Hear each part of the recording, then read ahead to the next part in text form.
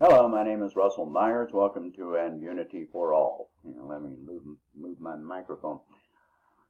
All right, so this is part two of my piece on antidepressants and anti-anxiety medications. All right, let's start off. This one is going to address real-world problems where these medications do not help. What often leads to people being on these medications?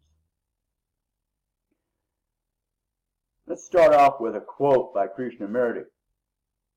It is no sign of health to be well adjusted to a sick society.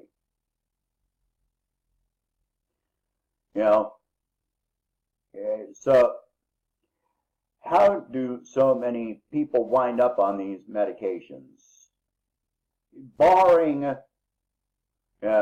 organic chemical imbalances, why are so many people on these medications now for depression and anxiety?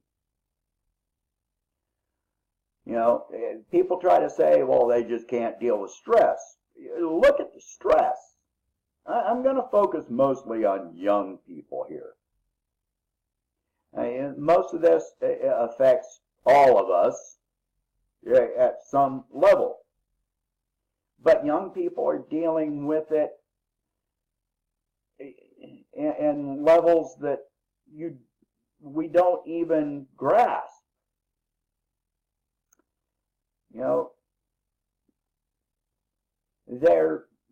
They have grown up in a world where they see mass shootings on TV on nearly a weekly basis. And meanwhile, our government and a large part of our populace is talking about gun rights. They're placing more rights on a killing machine, assault weapons, than they are on these children. That is a sick society. That is a sick society. I don't care how you look at it. The people that are screaming for rights to AR-15s and high-capacity magazines, those are sick people. If you need a high-velocity, long-range weapon with a high-capacity magazine so you can shoot 30 rounds, you are not in imminent danger. That is a killing machine. That's all it is. How many instances, what are the chances that a civilian with an assault weapon is going to stop a mass shooting? These children are looking at this, and they're young. They're looking at this and thinking, what if this happens at my school or church or mall? Who's even trying to prevent this? What are the chances that a civilian with one of these weapons is going to shoot them?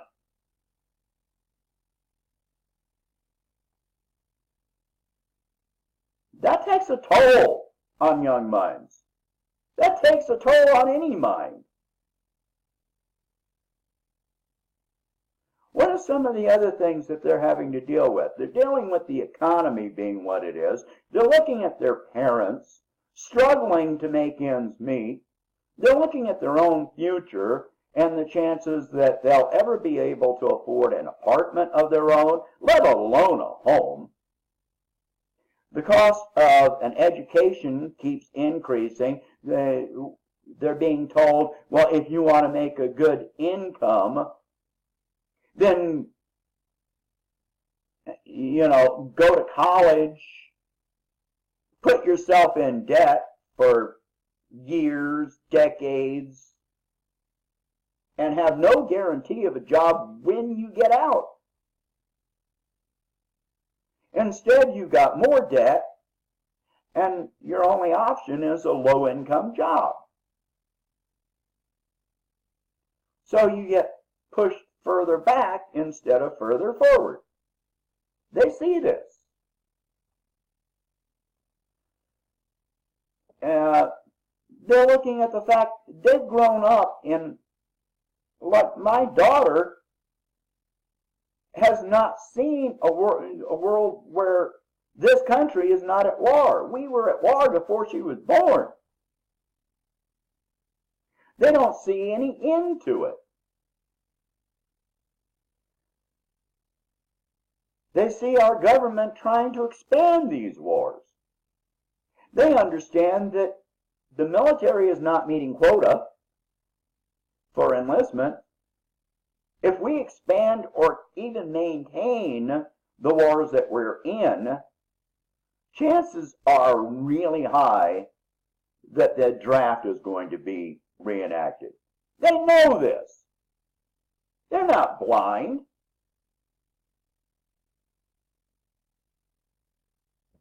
So they deal with that.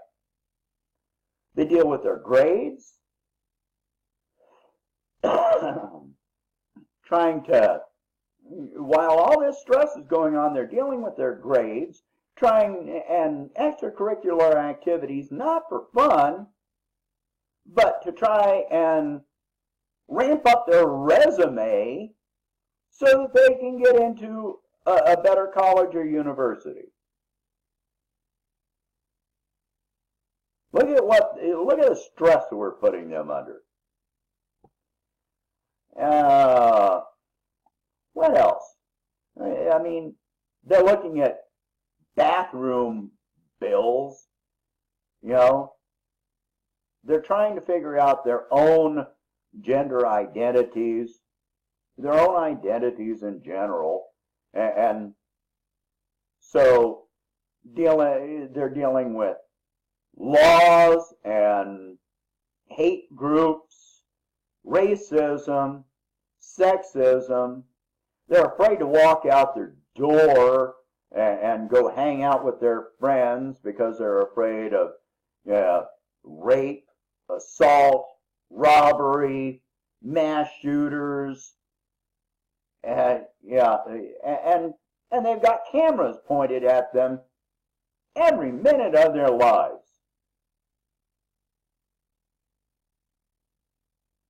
So, but does it look like those cameras are doing any good to save them? No, it doesn't look like it at all.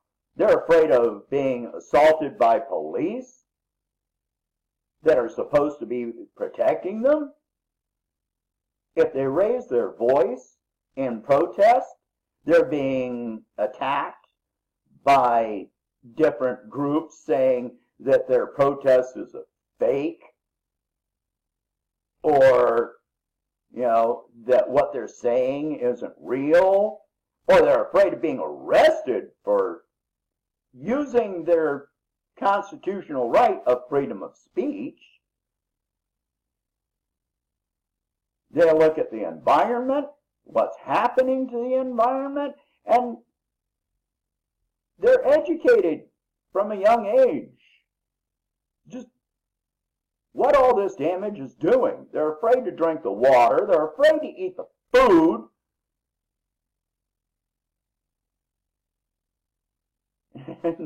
And now you want to be make them afraid to take medication that takes away the stress of all this other shit you're putting on them. Oh, what else? Hang on. Okay, yeah, back to the gun thing.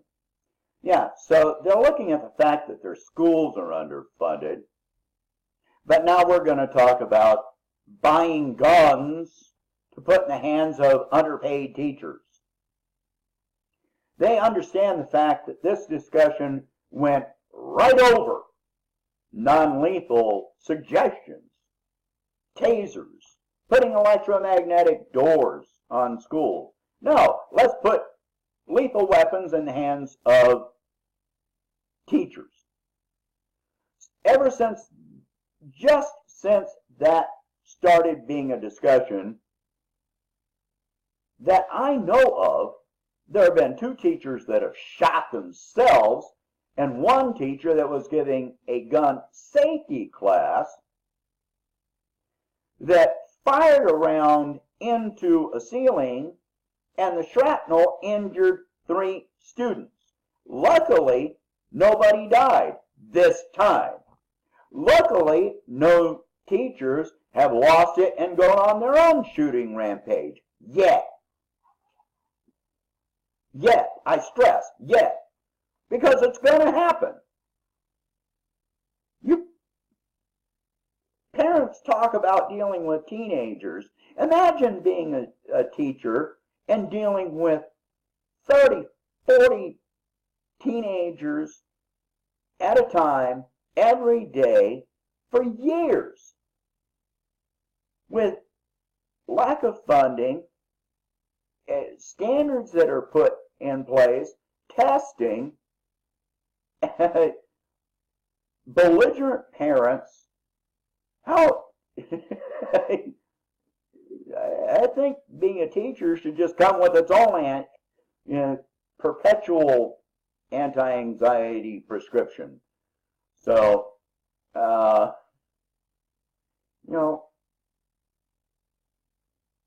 we can't afford to fund the schools, but we can afford to buy guns. No. They're looking at military recruiters coming into their schools and trying to get them to sign up. And look at the fact that people are going to, their classmates are even talking about going to other countries and being hailed as heroes for going to another country and killing children in that country. So they're a hero if they go over there and kill children in another country. Children of color. How do you think that affects the children of color in this country? But then if the same person, decides they're going to shoot up a school here, then they're a demon. What's the difference?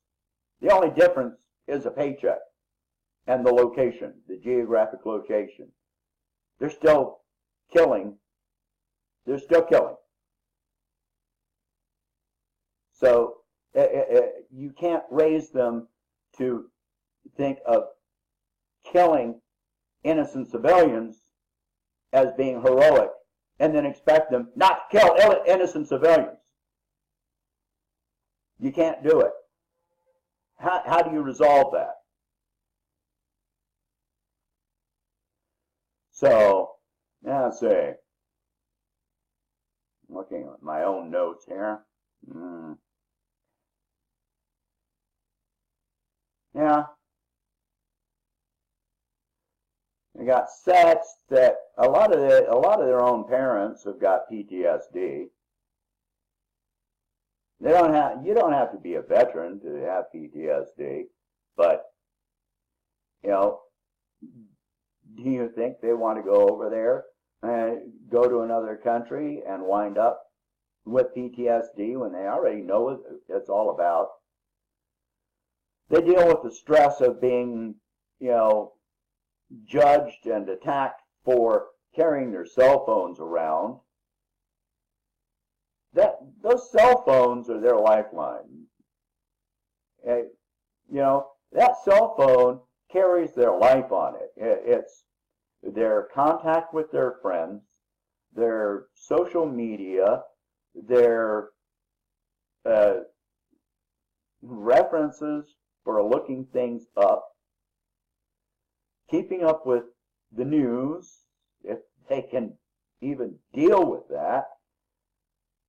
It's their entertainment, their music, their videos, their pictures, their life is on that phone.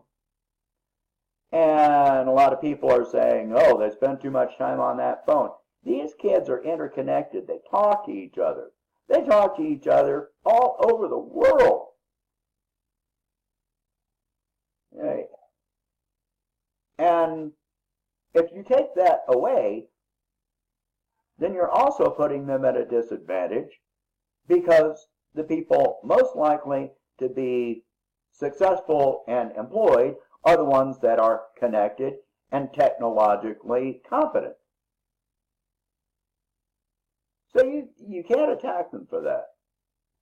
All of this is a short list.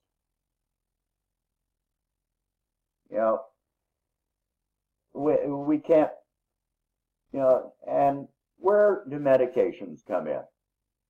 Well, you put all this stress on them when they're still trying to figure out who they are, what they want to do with their life,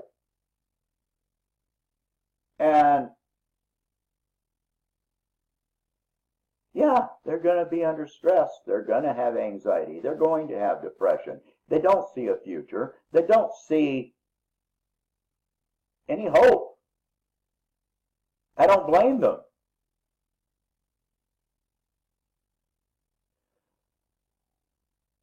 The good side of all of this is that they are connected. They can see beyond themselves. When you don't see any hope for yourself, you start looking around at the people that you are connected to, and those connections matter. The conditions of the people that you're connected to matter a lot more.